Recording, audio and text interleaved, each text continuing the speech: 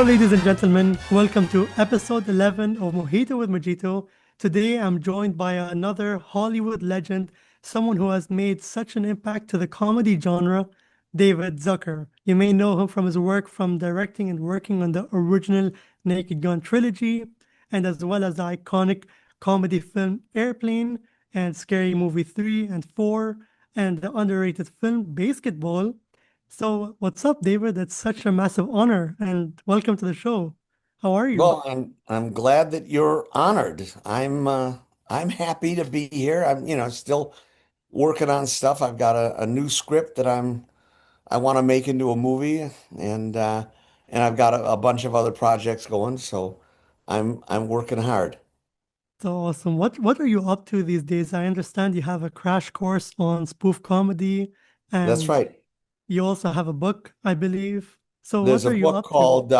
There's a book out called Surely You Can't Be Serious, The True Yeah. Story of Airplane. You can get that on Amazon or at a bookstore. And uh, and I'm also working on Master Crash, which is a course on how we do spoof comedy. I'm kind of sharing all the secrets that I have, which I guess aren't a secret anymore, but that's what we've done. And there we have over, 45 or 50 years, we've evolved 15 rules, mostly things not to do, but some people don't have a clue about this stuff. And it's like the people who Yeah. did the most recent Naked Gun, which I was excluded from. They didn't want me involved for some reason, Um, maybe because I'm so old. And so they went ahead and did it. Uh, there's a lot of arrogance involved, and they thought they knew what they were doing, but it didn't, and it was gone from the theaters in 2 weeks. So yeah. pretty much ruined the Naked Gun franchise. Kind of as an antidote to that, I'm doing Master Crash. I'm so happy for you, and I genuinely love the entire trilogy so much. So first off, I would also like to talk about revisiting the Naked Gun trilogy, Naked Gun from the Files of Police Squad. I mean, it's been 37 years, and we now have a legacy sequel, as you were just talking about, with Liam Neeson and Akiva Shafir. Did you have any idea, whilst making the original films and the series as well, that the franchise would end up being as iconic as it is and as big as it Uh, is? To no, continuously we don't, grow. we're inside the bubble. We don't really have much of a perspective on that. All we want to do is do good work, do hit movies, so we could be allowed to make another movie. So that's we weren't, and we were also weren't surprised that Airplane was a hit when it came out, but we were surprised that it's still so loved and it's still funny, almost 50 years later. That this has been great for us and for comedy, even though the studios don't recognize that there's a particular skill involved. So they just went and hired anybody to do the Yeah. movie. It was just anybody, and they didn't know what they were doing. So I don't recommend anybody seeing the new Naked Gun. But I was I basically I was saying, like, yes, um, did you have any idea that it would be big enough to spawn a new reboot and of continuously course. grow with new Oh yeah, fans along no, the way? we knew uh, eh, back in 2018 that it was big enough. The fact that the Naked Guns franchise is so loved. So my co-writers, Pat Proft and Mike McManus, and I decided we would write a sequel to the Naked Gun series to truly reboot the series and make it fresh. And we knew what we were doing, and so we wrote a script called Naked Gun 4. Nordberg did it, and then we retitled it Naked Impossible. And it wasn't even set in an LA cop station because we Yeah. I do fresh ideas and I want to do something new. And the people who are doing Naked Gun 4 are, they have blinders on and they're not original. And all they could do is copy a 35-year-old idea, which is an old guy in an LA cop station. So they tried to cast Liam Neeson to replace Leslie Nielsen, who's not replaceable. But our idea would have been Leslie Nielsen's son, which would have been a 30 something actor. Completely fresh, completely different. Who would you have wanted to cast as that for that type of role for the fourth movie? I think there's a number of actors who could have done it, but one actor I had in mind was Andy Samberg, who was in a Oh, very big hit TV series called Brooklyn Nine-Nine. yeah. So, although, I didn't especially think Brooklyn Nine-Nine was, hilarious. Like, what I Mhm. laugh at is I laugh at South Park and Yeah. I laugh at Impractical Jokers, things like Yeah. that. But very few things on TV are very funny, and nothing in movies is funny because you have people like Seth MacFarlane who love and idolize the Naked Gun airplane and Top Secret and think they can do it and think they can do it better than I can. So, I can't do anything about it. That's Yeah. big studio, big agency, big producer, big star. I can't compete with that. Totally understandable, but I definitely would have wanted to see your vision as well. Oh yeah, Uh, no, it would have been great. It would have been so good, but we've retitled it Counterintelligence spelled with one L and a J, and we're going to try to get that done. Fingers crossed. Fingers crossed. So in films like Naked Gun and Airplane and Top Secret, what was the most riskiest joke that ended up either working or didn't make it on screen? Oh, you mean including Airplane, Top Secret, Naked Gun? I never think of the jokes as being risky because we uh my brother Jerry and I and Jim Abrams and our writing partner Pat Proft had kind of a sense of what we could get away with and what line we could go right up to and not especially cross and uh and so we didn't regard any of the jokes as risky. We never the as I was saying, in the studio boardrooms, they're frightened people, and I don't know if they would the our sketch with the black dudes translating black jive in Airplane, Yeah. you know, maybe would have been a sensitive subject today, but Mm. nobody nobody questioned us then. It was a different political climate. But was there any jokes that had to be cut or anything like that? No, nothing. Nothing. Wow. Things were only cut if it wasn't funny. We would preview all the movies Yeah. before we did the final cut. We previewed them at colleges or Mm. in at city theaters in Los Angeles and actually all across the country for Airplane. And we found out what got the laughs, what didn't, and we trimmed according to what the audience did. Now, other comedians like Woody Allen, I don't think Woody Allen previews his movies. I think he says this is funny and this is what it's going to be. And and we love Woody Allen, and if that's the way he can succeed, I think it's great. But that is a very smart tactic, though. So, speaking of Naked Gun, one of the most underrated series of all time, and something I truly deserved more, something I truly believed uh, that needed more episodes, has got to be Police Squad. I love that show so much, and I'm Uh, just so curious to find out what made you guys interested in taking the route of a series, and as a whole, how was the making of it, and what made you guys want the show to happen? well, after Airplane, we were looking for another movie idea, and we found this old TV series that it was on TV in the late 50s called M Squad. It starred Lee Marvin. We thought this is great, but it wasn't a 0 hour like Airplane was based on 0 hour. So we had to devise a movie plot, and I don't think at the time we knew how to do that. So Michael Eisner, president of Paramount, said, "Well, why don't I can get you six on the air at ABC if you do it as a TV series. So we thought, oh, okay, that could be a good idea. So that's why we did Police Squad as a TV series. But our type of humor isn't really right for TV Yeah. because I think, well, for one reason, at the time, TV comedies, half-hour comedies always had a laugh track, and they were about basically a family. It was just a lot of these things were radio with pictures. And we were so visual that we needed it to be on a big screen where people could see all the little background things and not be distracted.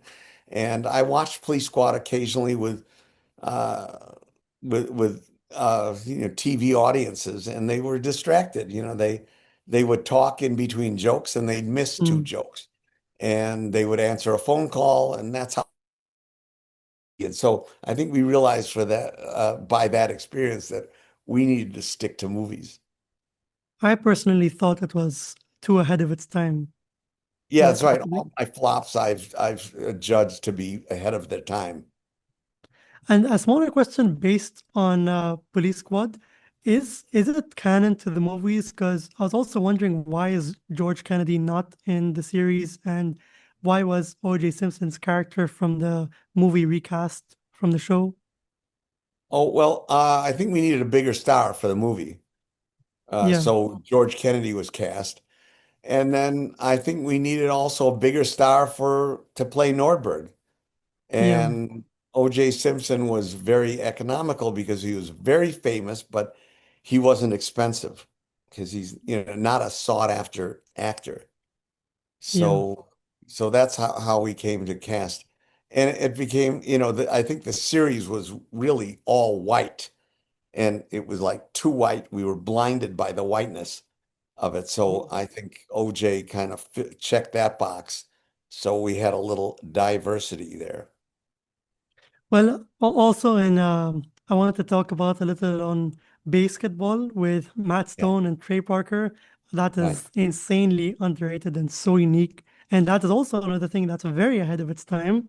And what other sports games do you think would be a good mix for a comedy film in a similar sense to how basketball mixed baseball and basketball?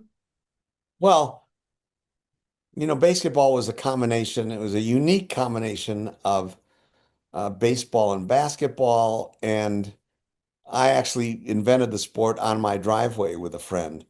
And Mm. we played it for like 10 years. And we had tournaments, and there were 8 teams, and we all had uniforms, and we had psych outs and the whole thing. And so it was based on a real game that we invented. And so, the conceit of the movie was, what if it became a big national sport? So, and then we got Trey Parker and Matt Stone interested, and they did it because they didn't know if South Park was going to, succeed or fail.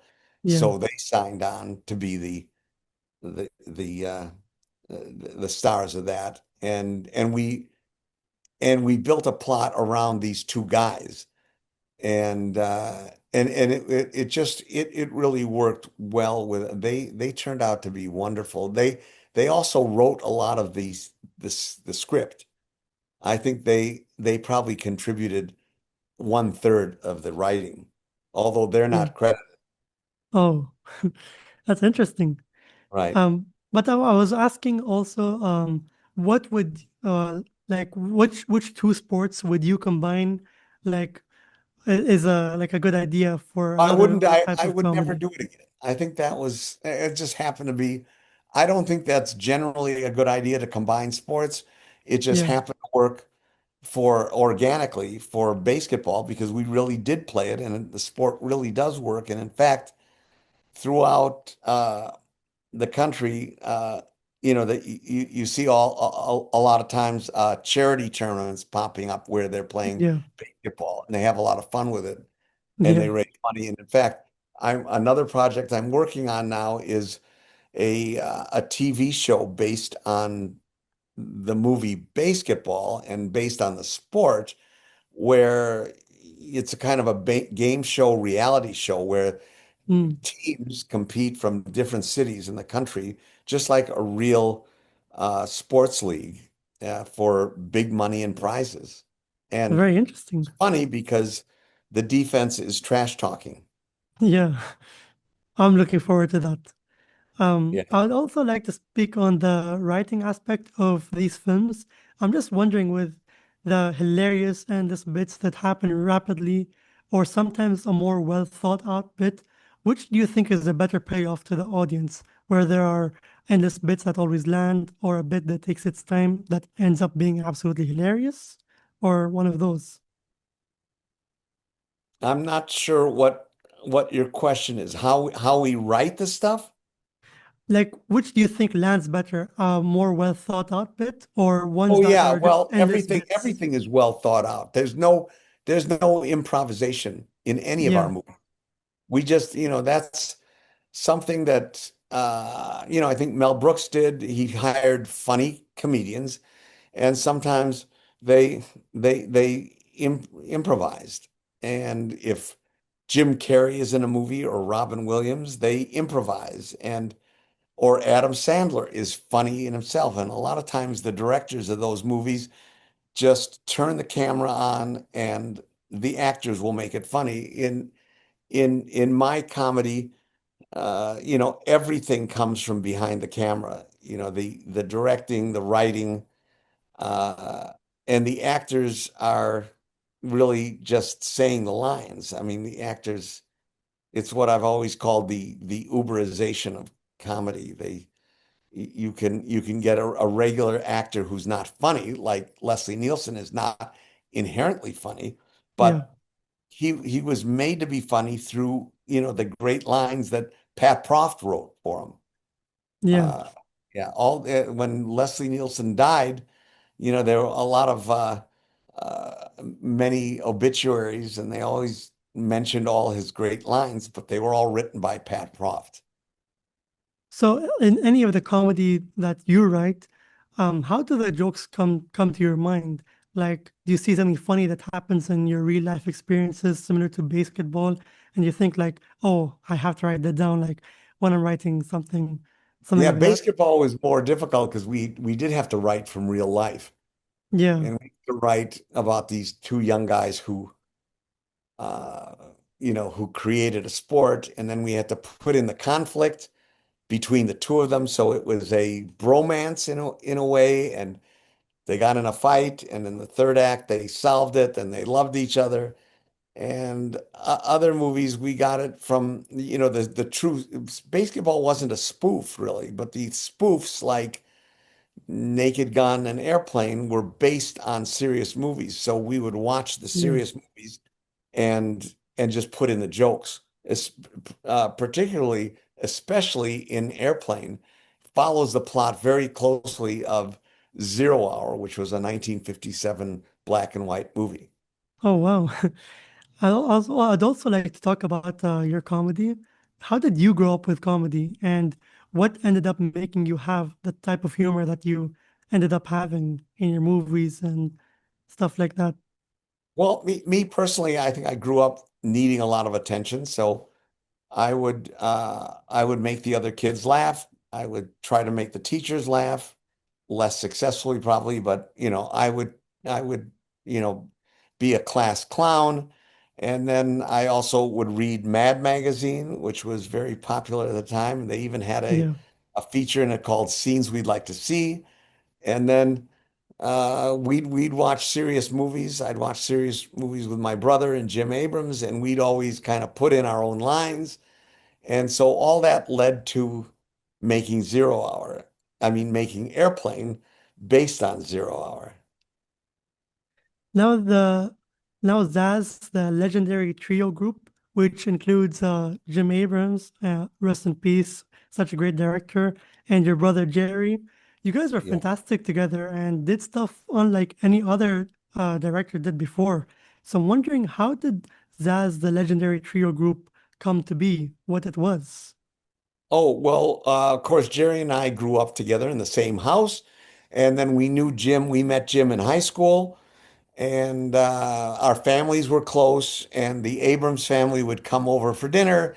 And Jim and Jerry and I would end up in our basement rec room playing ping pong Yeah. and making jokes. And we bonded through that. And we knew, oh boy, we've got a kind of an original sense of humor, which also in our high school, a lot of our friends had that same sense of humor. And yeah, I always say there were five or six guys who were funnier than we were, but they actually found jobs when they graduated from high school, and we kind of kept at it and started a little theater called Kentucky Fried Theater and developed it. So Yeah.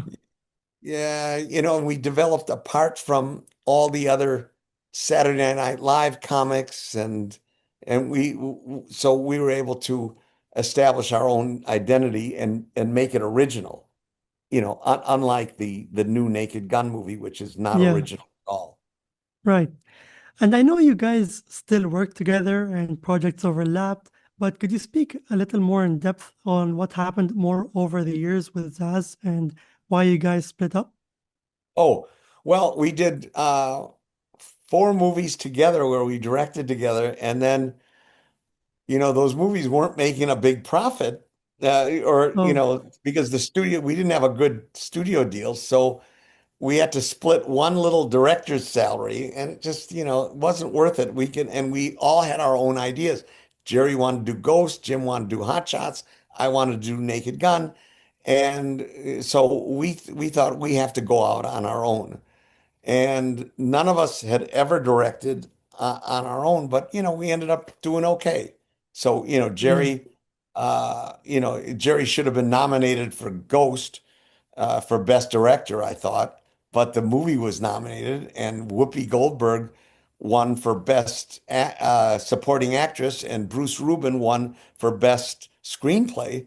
So Jerry did some great work, and Jim did two Hot Shots movies, which were great, and he did a couple of serious movies too, which he was passionate about. So we, that's we you can't keep a a collaboration together for a long period of time. People kind of grow into their own interests and uh, and and talents wherever that takes them. And so what happened to any good group? The Beatles weren't together forever, and they did great work separately also. Yeah. Well, how different does it feel working outside of the trio, like when you Well, directed hilarious projects such as Naked Gun? it felt very different at the start. And on the first Naked Gun, I had the great advantage of Jerry and Jim, of writing it with Jerry and Jim and Pat Proft. And then Jerry and Jim would alternate days being on the set only in the morning. And but we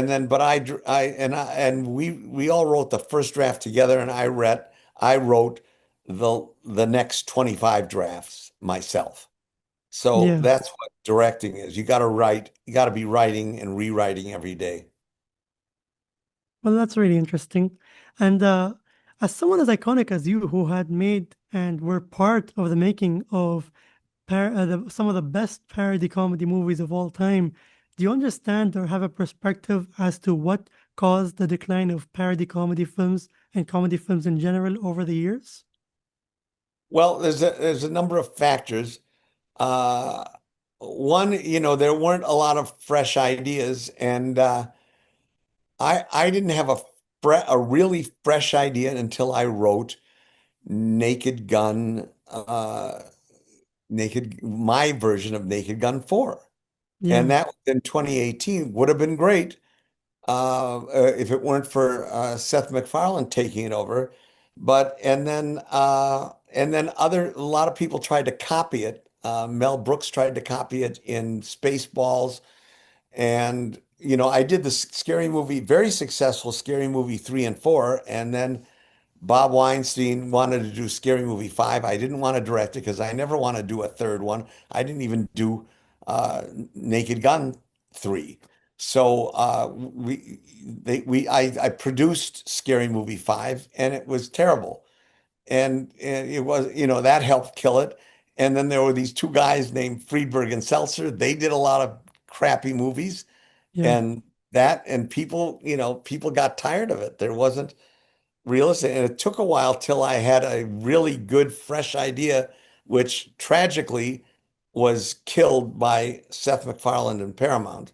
So, but I still want to do it. I've got a new movie called Star of Malta, which is it's a great, great story, a parody of a film noir, uh, love story of the adventure of the 1940s and 50s. And so I'm working on getting that produced right now, but it's tough. Studios don't get comedy.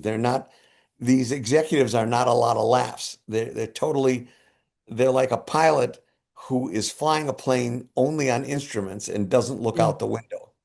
So they're going on algorithms, and this is where you get the Seth MacFarlanes and who only knows to try to copy Naked Gun and cast Liam Neeson playing Leslie Nielsen, which, oh my God, Yeah. don't get me started. Well, do you think there's a solution to it? And what Yes, the change and studios, I'm, improvement? I'm going to do it. I mean, it was difficult to get Airplane going.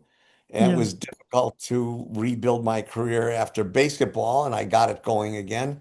And I'm doing it now. I'm going to do Star of Malta and then Counterintelligence. Well, I'm so excited for you and good luck on those projects as well. Thank you. And now Scary Movie 6 is also confirmed with the Wayans. Do you think the golden age of comedy is possibly coming back, maybe? Oh, I don't know. I mean, everybody's doing sequels, but at least the Wayans are originals. They created the Scary Movie franchise. Yeah. And not copying anything except themselves, which is completely legitimate. And unlike Seth MacFarlane, they've got original ideas and they are very funny movie directors and they're brilliantly funny. And so I think that Scary Movie 6, I mean, of course I wish them the best. And I think it does have a good chance for success because Paramount in whatever mistake they're making are actually going with the original creators. Yeah. Like, oh my God, like whatever possessed them to go with the original creators. So they're going with the Wayans, which I guess even a broken clock is right uh, twice a day. So Paramount has kind of backed into the right decision to have the Wayans do their own creation. Yeah. Hallelujah. Yeah. And you're a part of major film history, not just because of the impact of spoof comedy films that they had, but also that the Zaz group always has lightning in a bottle type casting skills with Leslie Nielsen and Val Kilmer as well. Because you guys made Top Secret, which is rest in peace to Val Kilmer, his first ever movie role. What do you think of Val Kilmer after all these years and his career after he like got the role in Top Secret? Oh, well, there's no doubt that he's a brilliant actor and a very unique actor. And all his movies are unique. He's a brilliant original.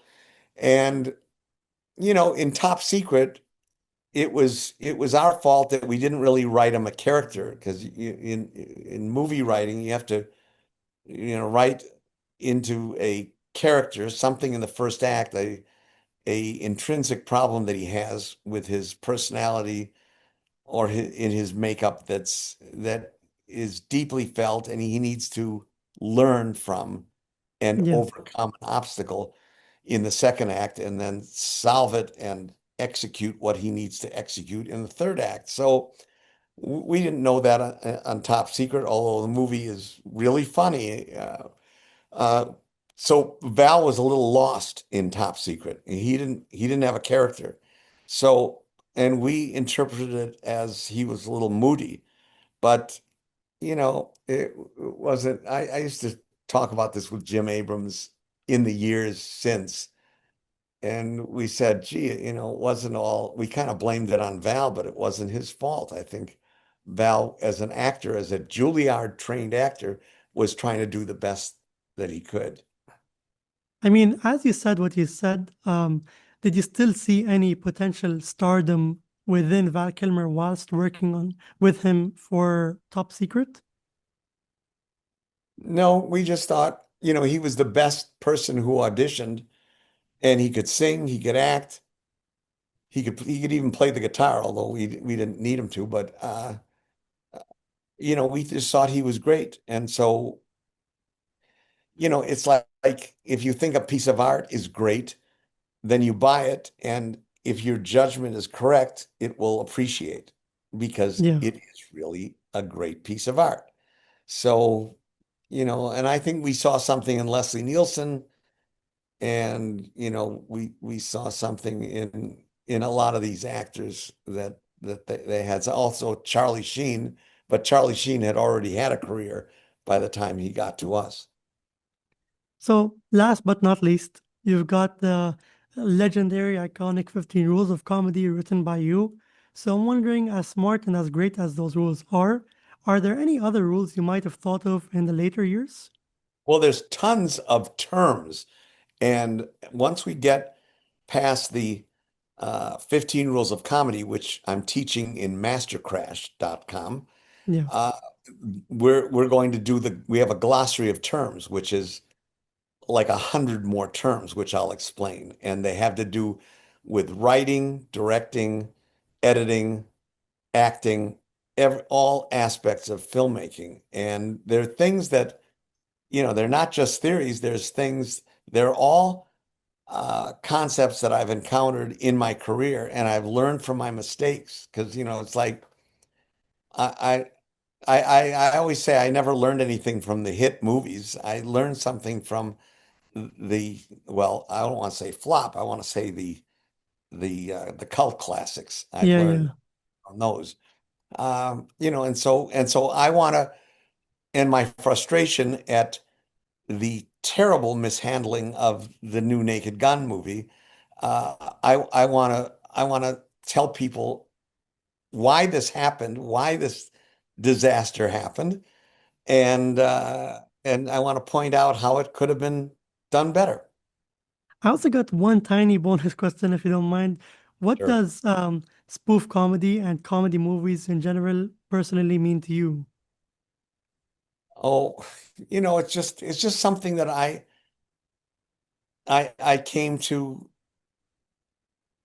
invent this, particular style with Pat Proft and Jim and Jerry, and it's just something, if you find something you do well, like if somebody becomes a really good pole vaulter, then that means that, hey, they can do something well. And it's like and they also have to have fun doing it. So, and any good actor is just having a great time. Tom Cruise is such a big star, and he deserves it because he's so good. And I'm sure this is something, what it means to him is he's just a great actor. He loves what he's doing. He loves his craft, and he's also learned, I'm sure, learned from his mistakes. Although I haven't asked him. Yeah. Well, that's it for episode 11 of Mojito with Mojito, ladies and gentlemen. Thank you very much, David, for joining me. It's been such a pleasure and such a wonderful time. And David, would you like to say anything to the Airplane or Naked Gun fans out here in the Middle East? Oh, okay. Well, only see movies that are by the original creators. Go see Scary Movie 6 by the Wayans. They're I good. vouch And for that. and if Mike Myers does another Austin Powers, see that. Yeah. And if somebody tries to take over someone else's franchise doing a complete fake, don't see it. Save your money. Well, I appreciate you for joining me, and it's been Sure. such a wonderful time. And Okay. thank you, man.